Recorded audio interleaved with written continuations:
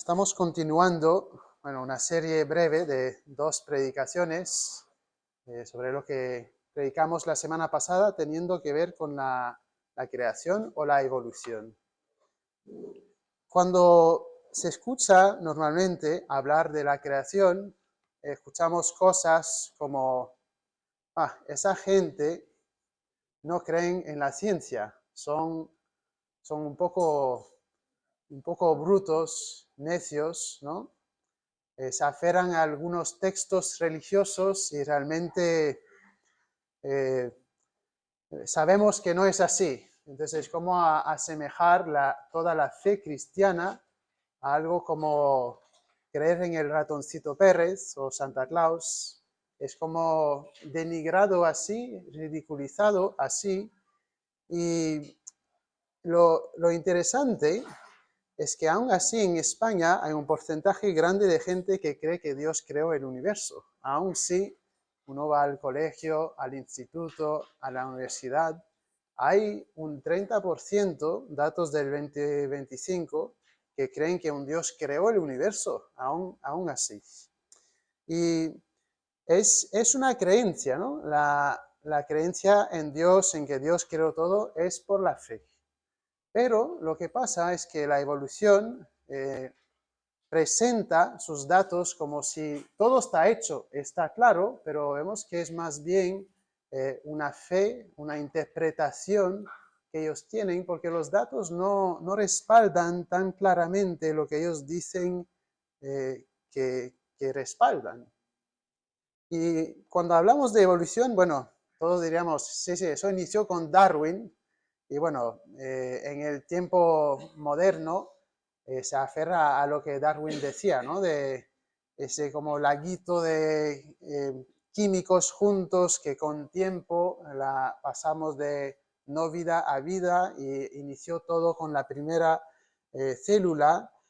Eh, Aunque, en la era moderna, Darwin es como el fundador, por decirlo así, es a quien se hace referencia la creencia en que no es un Dios que creó todo, empezó en la filosofía griega.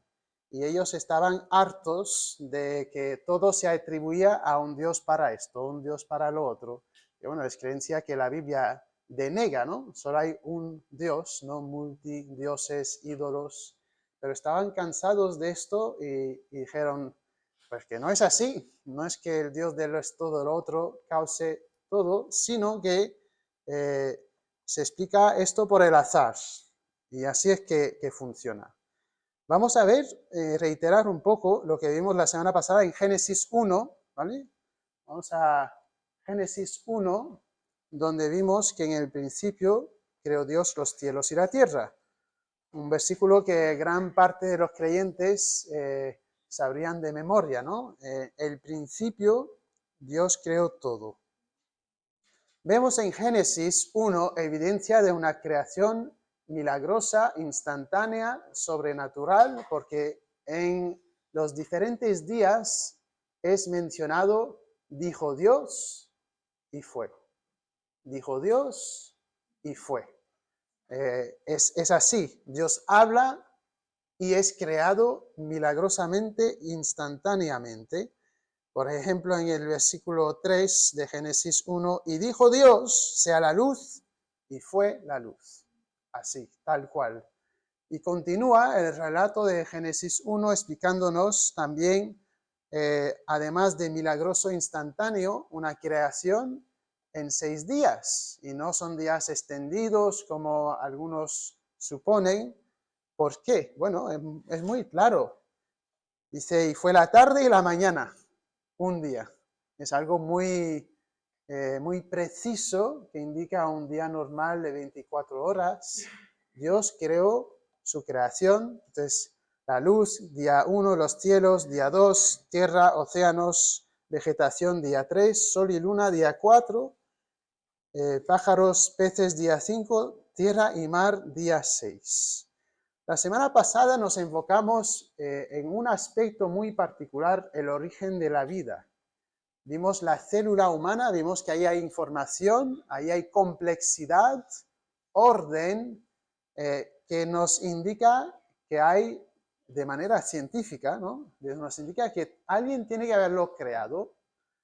Y también vimos de manera matemática que era imposible, aún por los cálculos del orden de cantidad de información de letras que hay en una célula, eh, unas 580.000 letras secuenciales, que es imposible que esto ocurra así al azar, aún en el ser viviente más sencillo que exista. Y bueno, aún así creemos en Dios en fe. No es que yo diga, bueno, hay los datos, entonces en base a los datos yo tengo mi evidencia. Pero vemos que el punto de vista entonces evolucionista no tiene tanta fuerza como pretende. Y hoy vamos a ver un poco más de lo que es la ciencia, cuáles son otras evidencias también y cómo no tienen la fuerza que presuponen. Y por decirlo así, como decía un profesor mío de teología, decía, queremos mostrar que hay un barco que se está hundiendo, el barco del evolucionista. Y así demostrar esto y ver que lo que vemos en la creación concuerda con lo que la Biblia dice. Hay una interpretación muy válida, coherente de estos hechos. Reitero que he tomado los datos, no soy científico de carrera, he estudiado negocios y también teología, pero hay un hermano que es pastor en Quebec, que pastorea con mi padre, que él tiene su máster en inmunología, entonces es microbiologista, da conferencias, ha estudiado ese tema muy bien y me apoyé mucho de él y también de otra página que se llama Respuestas en Génesis, donde vemos muchas de esas informaciones. Entonces, para comenzar, vamos a definir lo que es la evolución, ¿vale? Para comenzar, vamos a ver entonces la ciencia, la evolución y luego datos que vemos que quitan mucho del argumento que ellos dan. La evolución se define como la transformación de especies vivientes que se manifiestan por los cambios en su carácter genético, ¿vale? Transformación en la genética, a través de generaciones. Entonces hay tiempo también. Va de una sola especie y estos cambios sucesivos pueden llegar a ser nuevas especies hijas. Y así vemos la biodiversidad. Entonces se dice, hay una cosa sencilla, una célula, y a través de mucho cambio genético, pues llegamos a seres humanos, por ejemplo. Eso es lo que dicen. Y la evolución tiene dos mecanismos, ¿vale? Eso es los días de creación. Los dos mecanismos es, uno, la selección natural y dos, lo que hay es la mutación favorable. ¿Qué son estas cosas? Bueno, lo primero es que la selección natural es que el mejor y más adaptado pasa su genética a su descendencia y lo que pasa, y esto es importante distinguir, aunque sí vemos selección natural, no es como presuponen los evolucionistas. No es que hay un cambio en la genética, ¿vale? Entonces, esto es selección natural, lo hay, pero no es evolución. Y esto es como decir, este animal lo tenemos mucho en Canadá, un castor, comen árboles y hacen presas, ¿no? Y ahí viven. Y entonces, lo que estamos diciendo es que el castor no puede tener una motosierra. ¿Por qué? No forma parte de su genética, ¿vale? No puede cambiar su genética y llegar a ser lo que no es. Y no observamos esto hoy en día. Cortesía de la IA para nosotros. Entonces, esto no ocurre aun si se pretende que ocurra, ¿vale? La selección natural que vemos no tiene ese cambio genético de tal manera. Bueno, volvemos a la otra cosa, la mutación favorable. La mutación favorable supone una añadición que se añade información genética Y se requiere esto para tener evolución. Entonces, aunque sí haya selección natural, no hay mutación favorable observable hoy, de tal manera a producir la evolución. Pero luego uno dice, bueno, hombre, ¿y qué de Darwin y sus pinzones? ¿Que no recuerdas? El pico pequeño, el pico mediano, el pico grande. Bueno, eso se observa. Sí, se observa. ¿Qué es? ¿Es selección natural? ¿Pero es un cambio de genética? No. Es un pinzón que opera dentro de su genética. Es código genético de los pinzones. Bueno, aquí todos tenemos, a lo mejor hay un pico más pequeño, pico más grande, pero todos somos humanos. Todos somos humanos, no somos otra especie. Y así es, entonces, para los pinzones. Entonces, pinzón grande, no se ve con tanta claridad. Este es el mediano y este es el pequeño. Y esa foto es tomada del Museo de la Creación en los Estados Unidos. Entonces, ¿cómo ocurre? Bueno, que digamos que hay papá y mamá con pinzones de picos medianos. Tienen genética, a lo mejor, dentro de ellos para un pico grande y también un pequeño, y según la probabilidad de que se mezcle esa genética, o va a producir uno con pico grande o uno con pico pequeño. Y si surgiese en una isla que solo hubiese, después de una sequía, tal comida, bueno, solo sobreviven los de pico grande, pero siguen siendo pinzones y no han cambiado su genética, han tenido la diversidad dentro de su especie. Entonces no se observa un tal cambio en la genética como es supuesto, ¿vale? No hay evolución para que esto ocurra.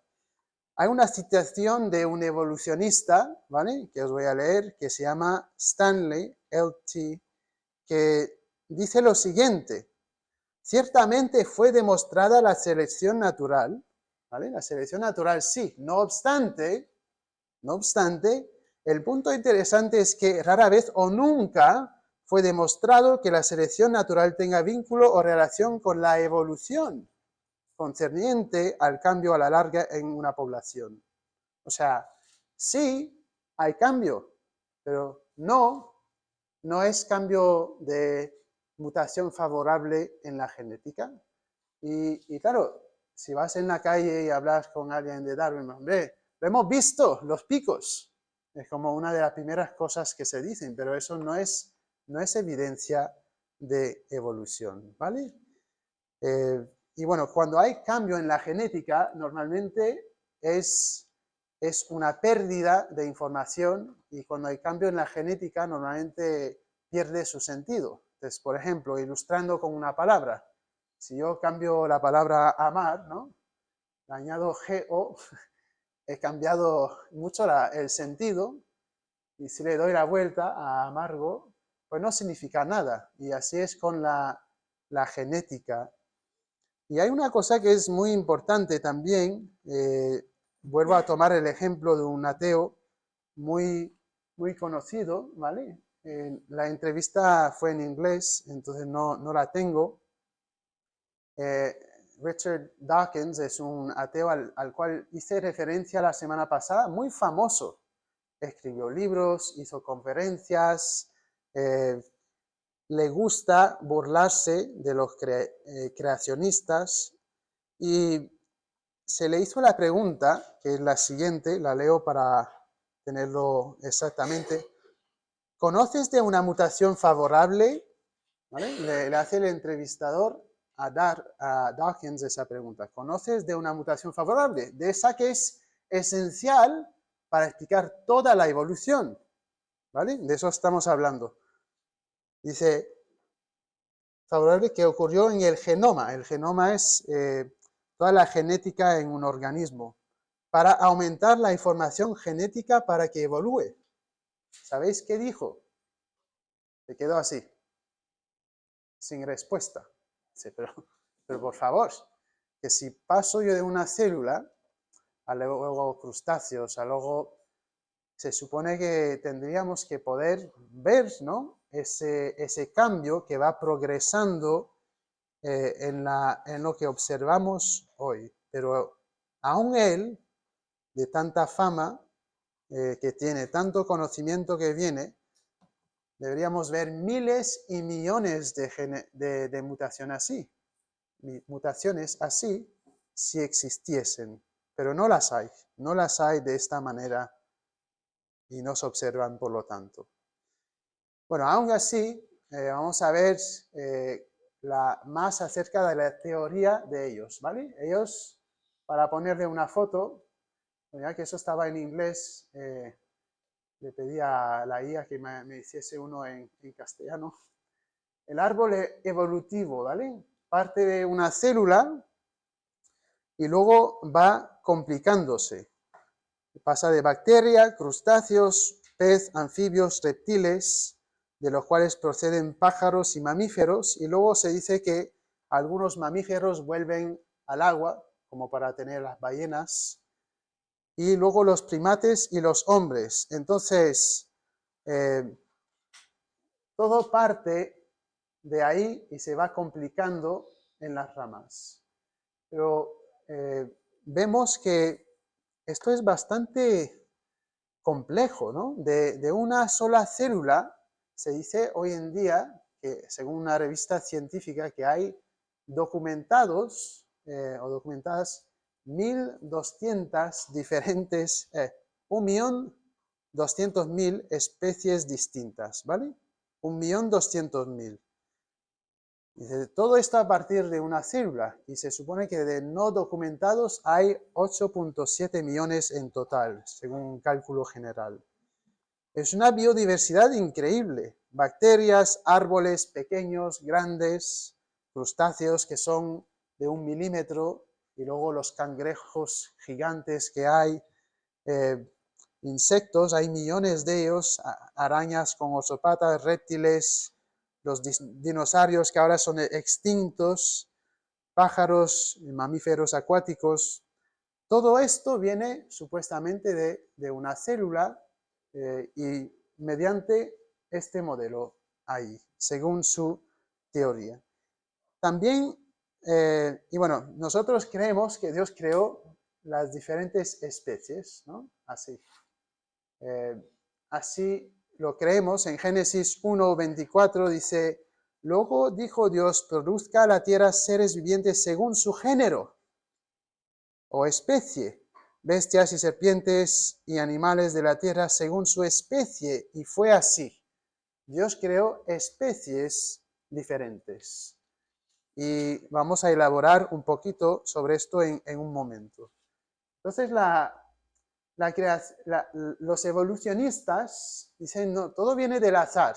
Hubo una célula y se fue complicando, viene a partir de la materia y de las leyes naturales. Y digo, bueno, como vimos la semana pasada, difícil explicar que la célula humana sea del azar, y más también lo que veremos hoy. Es muy difícil, es imposible de manera matemática, y luego la materia, y digo, bueno, pero según la teoría se empieza con una célula viviente. ¿Dónde está cómo pasamos de no vida a vida? No hay la respuesta, no tienen fundamento en cuanto a eso. Y las leyes naturales, y digo, bueno, ¿y dónde habéis tomado vuestras leyes naturales? Si es que todo parte de esto, pero si tomamos un paso atrás en el pensamiento, y ¿vale? ¿De dónde viene la ley de la gravedad? ¿Por qué si todo es al azar, siempre es 1 más 1 igual a 2? ¿Por qué es que hay leyes de la física consistentes? Hay un orden ahí, y bueno, se puede explicar mediante el creador, pero es difícil según la lógica evolucionista. Entonces hay eso, ¿no? La pregunta del orden, ¿dónde viene la primera materia? ¿Cómo originaron las leyes también? Entonces, por ejemplo, eso es demasiado pequeño, lo siento.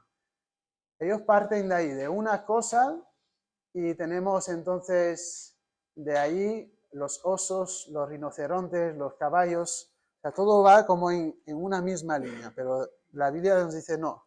Se creó una especie, los caballos, y luego vemos caballo grande, caballo pequeño, pero no vemos híbridos de especies, vemos los caballos. Luego hay otra especie, rinoceronte, osos, o los perros. Y así es la explicación bíblica. Y bueno, si llegamos a los perros, hay muchos tipos de perros. Dios creó la especie del perro y el perro se fue entonces multiplicando. Y por ejemplo, en el arca habían dos perros, dos caninos. Dentro de los caninos hay lobos, coyotes, hay en inglés Great Dane, hay el Chihuahua. Hay variedad en la especie, pero los caninos se reproducen entre los caninos y ya está. Luego los felines, tigres, gatos, tienen su especie y no llegan a ser otra especie, ¿vale? Hay variedad dentro de la especie. Bueno, me parece que si fuesen descubiertos estos sin saber lo que son, dirían, bueno, eso es la selección natural y esto aquí fue como algo defectuoso. Eso es un lobo, un cráneo de lobo, coyote, un bulldog y un chihuahua. Pero son de la misma especie y hay aún así variedad dentro de la especie, pero no cambia de especie. Entonces, hablamos de selección natural que ocurre, de mutación genética que no ocurre, ¿vale? Y otra confusión que hay es cuando hablamos de macro y microevolución. Macroevolución es pasar de un perro a una ballena, de especie a otra. Eso no se observa. Microevolución es selección natural, diversidad dentro de una especie, y esto sí que lo observamos. Hubieron descubrimientos, hay evidencia, y vamos a llegar a más evidencia, ¿vale? Pero quiero comentar algo interesante que fue explicado como el eslabón faltante entre los mamíferos terrestres y acuáticos, ¿vale? Se llama Pachycetus, lo tenemos aquí. Fue presentado en libros, enseñado en las instituciones académicas, y ahora tenemos evidencia como pasamos de tal criatura a una ballena, ¿vale? Se llama Pachycetus. Darwin mismo decía que lo que faltaba acerca de su teoría era evidencia de especies entre otras especies.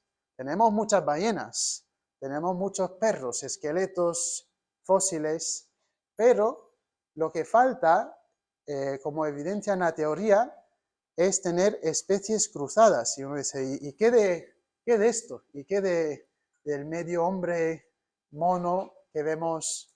¿Cómo es que vemos entonces esto enseñado en las escuelas? Bueno, son realmente, aunque son presentados como hechos, son solamente una puñalada de ejemplos muy debatibles que existen, ¿vale? Y este es uno de ellos. Entonces, vamos con esta historia. En el 1983, un científico en Michigan llamado el Dr. Phil Gingrich escribió en una revista científica que él había descubierto este eslabón faltante y se publicó así la imagen, un híbrido, ¿no?, de ballena y de un animal terrestre. Pero uno hace la pregunta, dice, ¿qué evidencia tenía? ¿Qué evidencia tienen hoy cuando nos dan en un museo medio mono, medio hombre?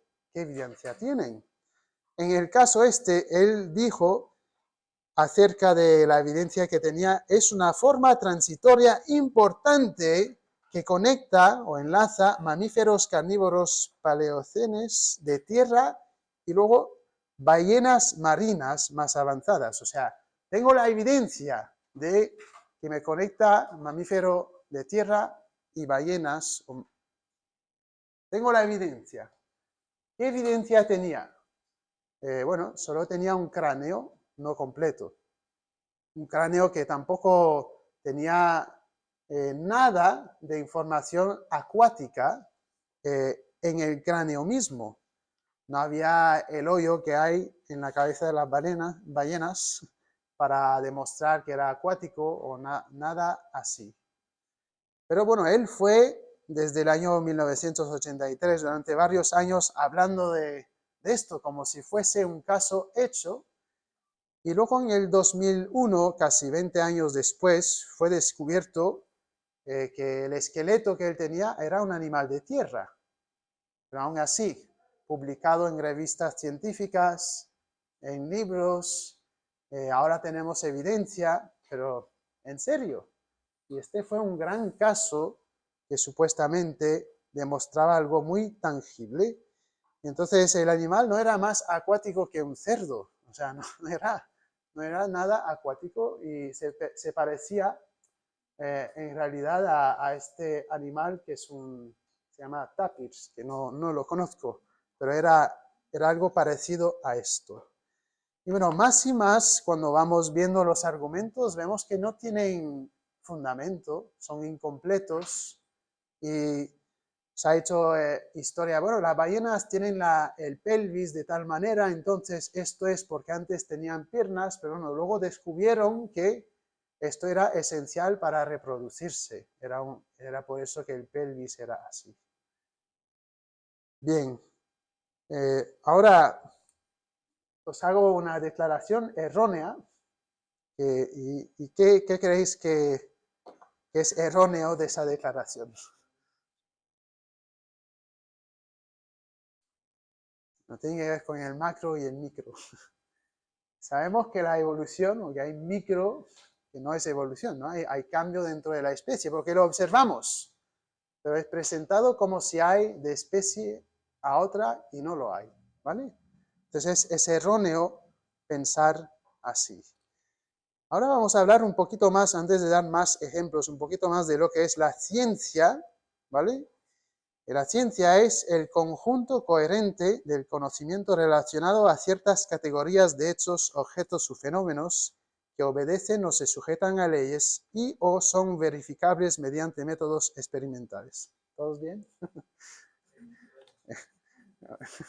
Casi. De resumen, hechos, objetos o fenómenos que siguen leyes y que son verificables mediante un método científico. Se puede observar, verificar, refutar si es verdad o no, y se puede repetir. Y bueno, el caso anterior, pues no es así, aun si fue presentado con mucha fuerza, ¿vale? Y hablando de ciencia, entonces hay dos tipos de ciencias. La operativa, esa la creemos nosotros, ¿vale? Método sistemático que usa observaciones comprobables, experimentos que pueden ser repetidos para comprender cómo la naturaleza se comporta. Esto se usa para, lo crees si viniste aquí en coche hoy, se usó mucha ciencia para probar, verificar muchas cosas en los coches. La medicina funciona así, se evalúa, se prueba, la tecnología y nosotros creemos esto. Y de hecho, dando un ejemplo, el que inventó la resonancia magnética era un creyente, se llamaba Raymond Damadian. Y él creía también, aunque era inteligente, científico, en una Tierra creada en 6 días de 24 horas. Y dijo también que creía que la evolución era una mentira para engañar o afectar negativamente nuestra fe en Dios y en su palabra. Y dijo que la idea que lo que los creacionistas creen lo creen porque no saben la ciencia es falso, ¿vale? Eso, ¿no? Vosotros creéis esto porque no sois científicos, eso es falso. Más bien, comentó que la idea que la evolución es una ciencia no es así, sino más bien la evolución es una ciencia ficción. ¿Y cómo es así entonces? Bueno, la evolución es más bien una ciencia histórica, ¿vale? Es mirar al pasado e interpretarlo. Y al final uno va mirando paquecitos con gafas de evolucionistas. Esto se hizo solo y se interpreta, es filosófico, es una fe al final. Es como lo que hace la policía, ven un crimen, y bueno, hay esto, habrá pasado lo otro, y quizás si uno quiere mucho poner a alguien en la cárcel por algo, quizás se deja influenciar para contaminar la evidencia. Que no sea así, ¿verdad? Un ejemplo de algo científico sería la pluma. Si observamos, ¿verdad? Observamos versus interpretar.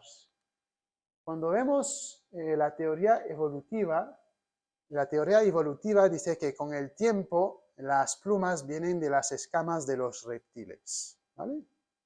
Ahora, se puede observar. Se puede observar. De hecho, hay un evolucionista que dice lo siguiente acerca de esto. Dice lo siguiente.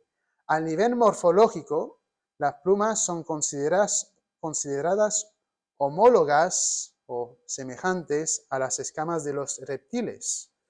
¿Vale?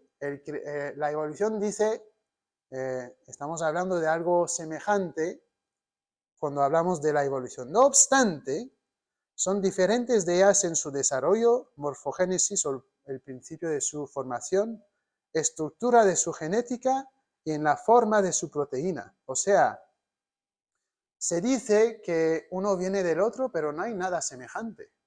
No hay nada. Son diferentes en todo. Los componentes, la forma, la proteína, la genética. Esto es la observación. Y luego dices, ¿y por qué se dice que viene de lo otro? Si es completamente diferente. Bueno, es una creencia, es una suposición, no es un hecho científico, ¿vale? No es un hecho científico. Os doy otro dicho, declaración errónea. ¿Crees en la ciencia? La evolución es ciencia. Entonces, ¿por qué no crees en la evolución? Que tiene que ver con los dos tipos de ciencia. Es como decir, el error está en lo siguiente. Bueno, ¿crees en la ciencia experimental?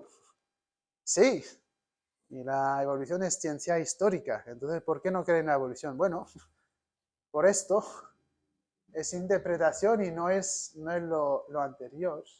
Los datos no respaldan lo que se presupone, ¿vale? Y bueno, mucho de la batalla tiene que ver con las evidencias. Entonces vamos a ver más evidencias, porque estáis diciendo, pensando, bueno, ¿y qué de la edad de la Tierra? ¿Y qué de esto de los monos y lo que nos han dicho? Pues vamos a ver pero antes, entonces estamos diciendo que el cambio dentro de la especie lo hay. Evolución, no me gusta usar el término, pero hay cambios sí dentro de la especie, pero no hay cambios de especie a otra, ¿vale? Y que estamos diciendo que creemos en sí la ciencia que se observa, operativa, pero no en lo que ellos presuponen en cuanto a la ciencia histórica, ¿vale? Ahora vemos algunos ejemplos. Vamos a empezar con lo que quizás es lo más que tiene más controversia. Esa imagen que tendremos en nuestra mente de mis clases en el bachiller o en otras instancias.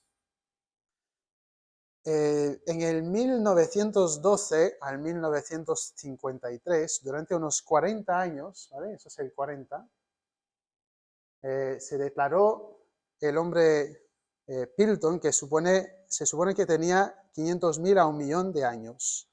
Y hubo, para respaldar esto, eso era uno de estos eslabones faltantes que demostraba conexión entre mono y hombre, ¿vale? Eso es el hombre Pilton. Y se escribieron durante estos 40 años unos 500 artículos científicos acerca de esto. Se publicó, se enseñó, como mira la evidencia para la evolución, pero fue algo que era una fraude. Hubo un equipo de paleontólogo, médico arqueólogo, osteólogo, un biólogo evolucionista, un zoólogo, un anatomista, entonces médico de la anatomía del cuerpo humano, de los huesos, de los fósiles, un equipo muy completo. Pero fue con qué evidencia que dijeron esto. Bueno, dijeron esto en base a parte de un cráneo y también una mandíbula de orangután. Entonces conectaron de manera fraudulente a estas dos cosas y dijeron entonces, y esto fue durante 40 años, y no dejaron que se accediese la evidencia durante muchos años para luego ser revelada así como falsa. Entonces, cuando digo una puñalada de pocos ejemplos de mucha controversia, este es uno. Hay otro que fue el hombre Nebraska, también mencionado así como uno de estos eslabones faltantes. ¿Alguien aquí sabe? Amy lo sabe. ¿Sabéis cuántos huesos tenían? ¿Alguien se quiere atrever, aunque no lo sepáis? 3, vale, 3. Un diente, y era un diente de cerdo. Y durante 5 años eso fue publicado como un eslabón faltante, entonces fue fraude también. Bueno, vamos a ir a un ejemplo que quizás sea más de hoy en día, ¿vale? Este es lo que han descubierto que es el ejemplo más completo, ¿vale? Que existe, ¿vale? Y hay un 40% de los huesos, unos creo que 47 sobre 200 no sé cuántos. Entonces, se llama Lucy y esta es la especie que no voy a intentar decir. Este es el Museo de Viena, su representación, y lo que no veis es que tiene el fondo de los ojos blancos. Y uno dice, bueno, ¿esto existe en los monos? No. ¿Por qué lo ponen así? ¿Por evidencia que resalió? No. Entonces, un buen dibujito y entonces representa algo que no tienen evidencia para representar. Y más allá de esto, vemos los pies que son como de humanos, las manos también. Y la pregunta es, ¿veis manos o pies en el esqueleto? No. Entonces, ¿cómo es que se puede decir esto? Luego la cadera, el pelvis, es parcial y fue reconstituido. Y ahí hay un debate interesante, aunque fue encontrado en el 74, el esqueleto parcial, en el 1983, unos investigadores miraron la cadera original y dijeron que era un mono que vivía en los árboles. Luego, en el 1987, un señor Lovejoy decidió reconstituirla y dijo que no, era que andaba sobre sus dos patas. Y luego en el 2010, otra persona dijo, bueno, es que era de los dos, andaba de pie y también, entonces me dice, bueno, si esto es lo más completo que existe, ¿cómo es que se presenta así? Y luego más en adelante, del 74, cuando esto fue descubierto, descubrieron más huesos de esa misma especie y tenía la forma de los dedos y también de los dedos de los pies, que era más de como un chimpancé, se dice, era más así. Pero bueno, esto sigue así. Y fue declarado, fue demostrado que venimos del mono. Pero si venimos del mono, ¿por qué no hay millones y millones de esqueletos híbridos? No los hay. Entonces, los casos de evidencia caen uno tras el otro así, de tal manera, ¿vale?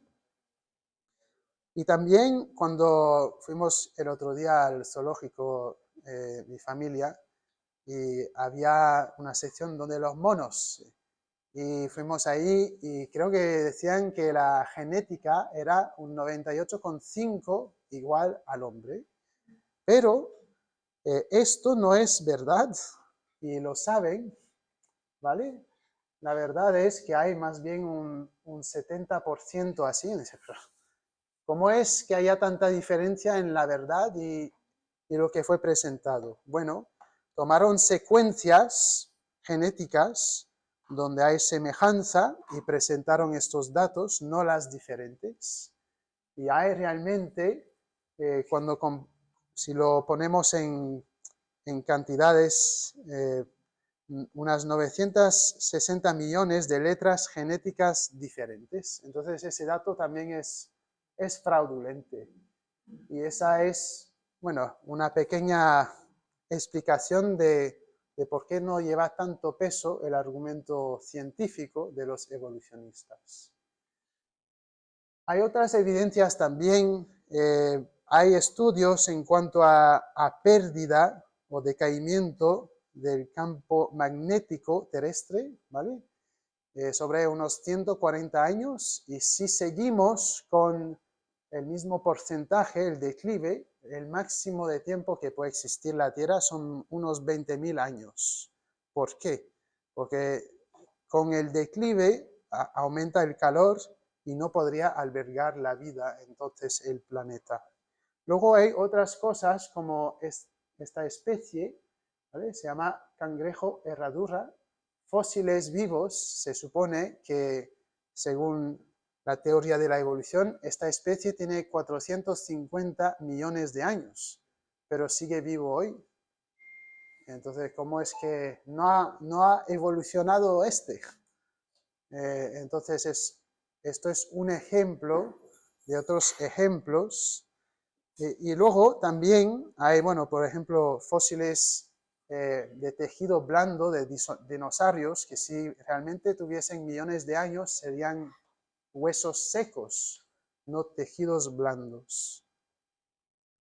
Hay también evidencias que concuerdan con el diluvio, ¿vale? Hay fósiles marinos encontrados muy alto en las montañas del Himalaya, ¿vale?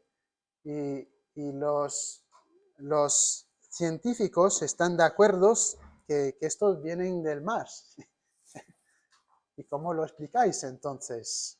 Que si esto está muy alto en las montañas. Hay también fósiles marinos que se encuentran en la mayoría de las capas del Gran Cañón. Entonces, ¿cómo han llegado los fósiles ahí? Además de esto, bueno, esa foto es un poco difícil, lo siento, pero lo que vemos lo podéis a lo mejor entender por cementerios de varias especies a través del mundo que dan evidencia de haber sido enterrados de manera muy rápida y juntos. Y los encontramos en Tasmania, en Gran Bretaña, en el Gran Cañón, y un ejemplo de estos es el siguiente, ¿vale? En Florissant, en Colorado, hay una variedad de insectos, moluscos de agua fresca, peces, pájaros, cientos de especies de plantas, incluyendo a nueces que estaban floreciendo, que fueron enterrados juntos. Y las avispas los pájaros tienen que ser enterrados de manera muy rápida para preservarse, como fueron encontrados. Entonces eso encaja muy bien con el diluvio. Realmente es difícil explicar esto de otra manera. Con el diluvio tiene mucho sentido esa explicación. Luego hay capas de rocas así, en curva, que se supone que fueron formadas sobre 500 millones de años, pero la piedra, cuando es dura, para doblarse, rompe. ¿Por qué no están rotas estas capas de piedra? O esta que está en Nueva Zelanda y que tiene una curva así muy pronunciada. Bueno, porque sería blanda, o sea, porque habría ocurrido a lo mejor en un diluvio sobre unos meses que tanto sedimento fue depositado así rápidamente.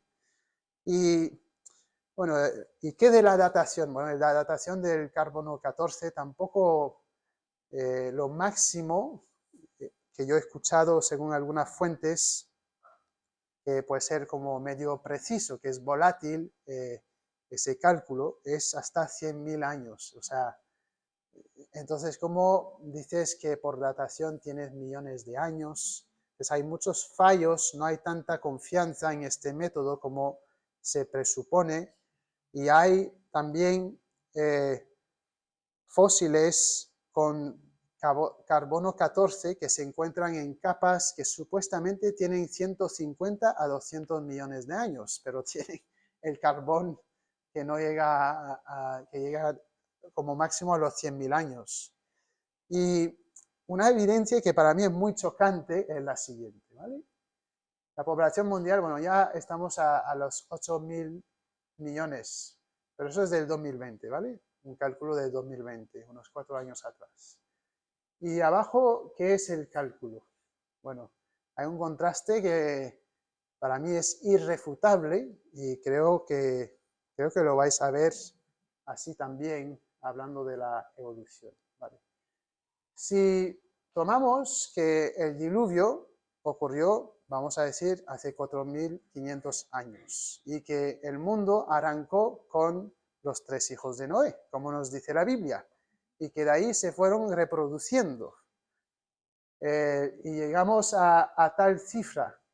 Eso nos da una tasa de crecimiento de 0,47%.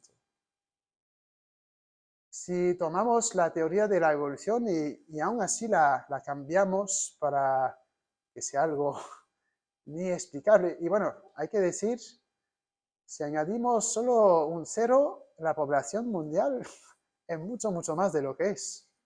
Estos ceros aquí representan una cantidad, pero muchísimo más que lo que vemos hoy, ¿vale? Aún así, si tomamos esa cifra, viene de ese cálculo. Dicen que los hombres llevan unos 300.000 años, arrancó con 10.000 hombres.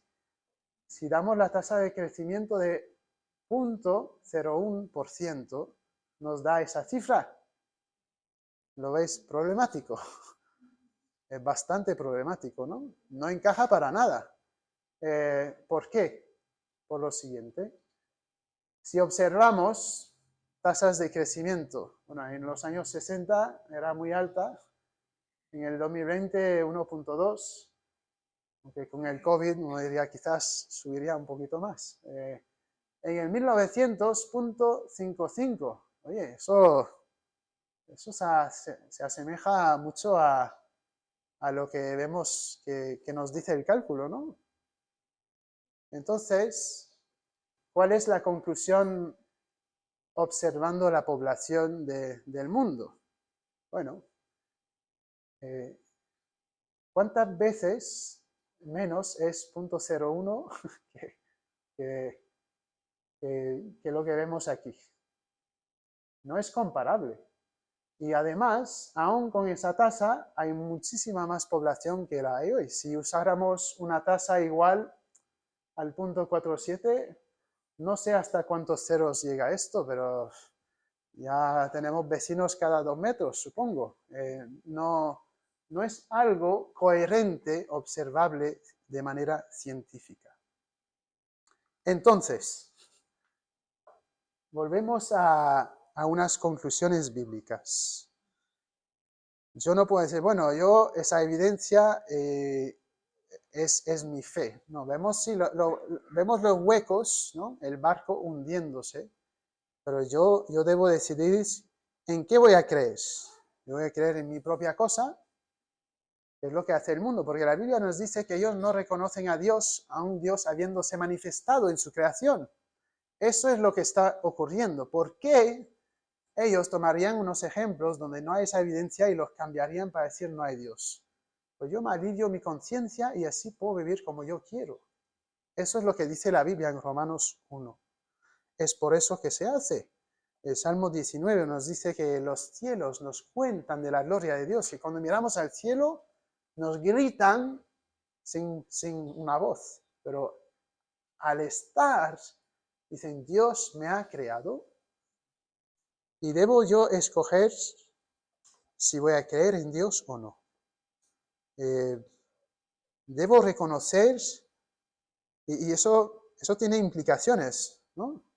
Si digo hay un creador, bueno, ¿qué dice el creador entonces que son los términos para yo relacionarme con él? Y en Génesis, poco después de la historia de la creación, vemos la historia que la creación cayó en pecado. Adán y Eva pecaron, se rebelaron contra Dios. Y entonces hay una rotura en la relación del hombre y de su Dios. Y Dios nos dice en el mismo Génesis 3 que hay una profecía ahí de que Cristo iba a morir en la cruz, ¿no? Y Él es la solución. Dios es Rey. ¿Qué términos ha puesto? Nos dice, somos pecadores, tenemos que arrepentirnos, creer en el único Hijo de Dios para salvación. Y si no, pues seremos juzgados por nuestro pecado. Pero si nos arrepentimos, Dios tiene misericordia de nosotros. Nos perdona todo, nos acepta en su familia. No son las buenas obras, no voy a llegar a Dios porque soy buena gente. Llego a Dios mediante Cristo y Cristo solamente. Entonces, creemos en el Creador. Si no crees, que creas hoy. Los que creemos, espero que esto os haya fortalecido y que no, para no pensar, hombre, es verdad, creo en Dios y es un poco tonto, pero bueno, no es así, ¿vale? No es así. Lo que creemos es coherente, es explicable desde la Biblia. Así que Dios use su palabra y que sea glorificado. Amén.